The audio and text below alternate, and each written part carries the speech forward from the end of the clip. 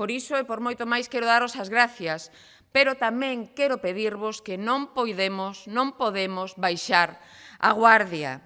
Temos que seguir traballando conxuntamente para que o acceso á vivenda deixe de ser a principal preocupación da nosa veciñanza, para que deixe de ser a principal preocupación dos galegos. Aquí en Galicia temos feito grandes cousas.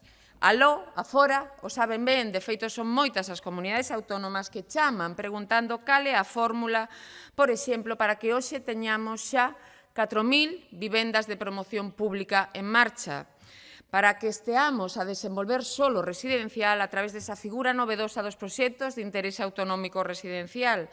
Temos xa aprobados inicialmente os proxectos, os PIAs das grandes cidades, que contemplan novos barrios, futuros barrios modernos, con zonas de lecer, con espacios verdes, con equipamentos públicos e con futura vivenda protexida en colaboración público-privada. Vida de barrio para ese crecemento sostible das nosas cidades. Entre todos os aquí presentes estamos debullando esa Galicia habitacional, esa Galicia residencial do futuro.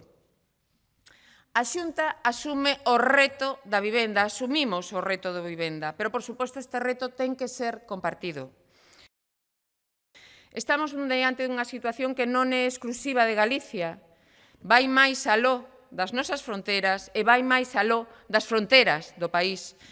E ante este escenario, que podemos facer? Podemos facer dous cousas. Podemos cruzar os brazos, agardar a que veñan tempos mellores, ou podemos convertir ese desafío en unha oportunidade, enfrentarnos a este problema estructural ao estilo Galicia, con determinación, porque sí, o sabemos todos os aquí presentes, Galicia ten industria, Galicia ten capacidade, Galicia ten talento. Fronte á escaseza de man de obra, temos industrias punteiras con técnicas industrializadas que podemos ver xa a través do noso mapa de capacidades que hoxe presentaremos xunto co clúster da Fundación, xunto co clúster da Construción e a Fundación Galicia Constrúe. Mapa de capacidades ao que cada vez estou convencida se unirán máis empresas. Temos formación profesional espectacular para surtir o sector de man de obra cualificada. Fronte ao incremento dos costes da construción, temos activado e activaremos en breve axudas directas á promoción, a promotores e a cooperativistas.